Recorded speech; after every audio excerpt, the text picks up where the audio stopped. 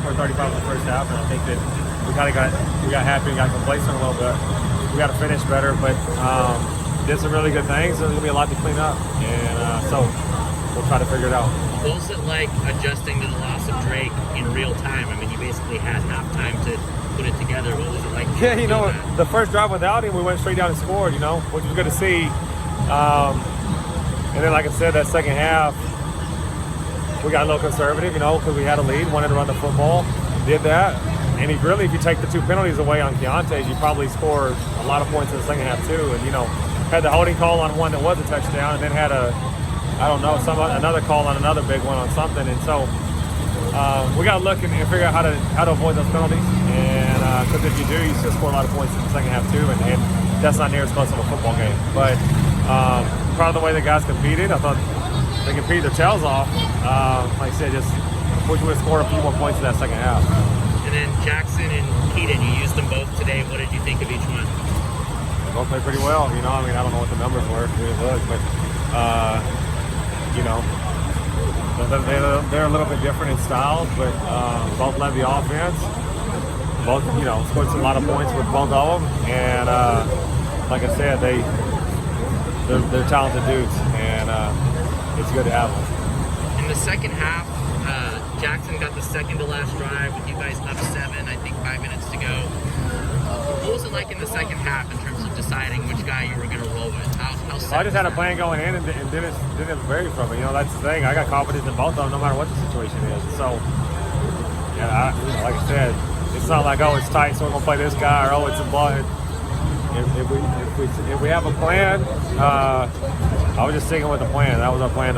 You know, my plan was to play him on that drive, and I don't really care what the score was. We were going to play him, and because, like I said, I think I got a ton of confidence in either one of them. Either one of them in the game, like winning, losing. If we need to go score, we expect to go do it with either one of them. How difficult was it to see Drake go down there before the half? What was the mood of the team? You know, that was horrible, to be honest with you. You know, he's on pace to have probably one of the best statistical seasons in college football history, if I was guessing. You know what I mean? And to see him go down was awful, and I feel terrible for him. And like I said, it's tough, but you know, for him, I feel horrible. For us as a team, we got the next guys got to step up and make plays, and that's what we expect from them. And so they know that. I thought, like I said, that first drive when he was out, we made a lot of plays. Taj made one. Gary made a big touchdown. I think Lake made probably his first catch of his career. So a lot of people did some things that stepped up and made plays, and we're going to continue to need them to do that. Did Arizona adjust anything with him being gone? Did they change up any of the looks that they were giving? Not really. You know, we got a ton of man in the first half and hurt them on it. We might have got a little bit more man in the second half, but I think some of it's because we didn't have Drake, and some of it's because we're up, and they're just trying to, like, you know, we're probably less likely to throw the football, so they took a few more chances. And I think I would assume that's what it was in the second half. Like I said, I don't know if it's because we didn't have Drake in the game or because we had a pretty big lead for a lot of that second half. But they play a higher percentage of man. I mean, it felt like if it were a closer game, we probably would have thrown it more and still expect those guys to make plays like Gary did right before the half, you know. And so I think that's kind of what it was. What happens in the third quarter? What happens in the third quarter? Because this is the third game in a row. Cumulatively, your offense is 3 points total. What's going on in the third quarter? He asked about the third quarter scoring. You've got 3 points in your last 3 games combined. What's going on in the third quarter offense? I guess it's hard to come out of halftime and get warm. I don't know. They, you know, I think this week we were.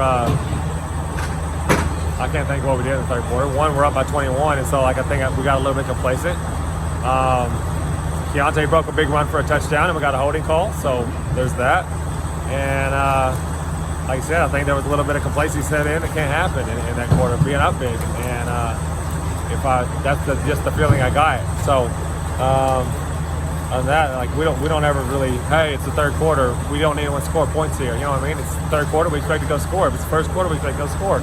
Second quarter, we expect to go score. Fourth quarter, guess what? We expect to go score. And that's always the mentality of our offense. So when it keeps happening game after game, it's a trend. So is there something that we can look at maybe on the film that's causing it? Not that I've seen. Okay. Thanks, Graham.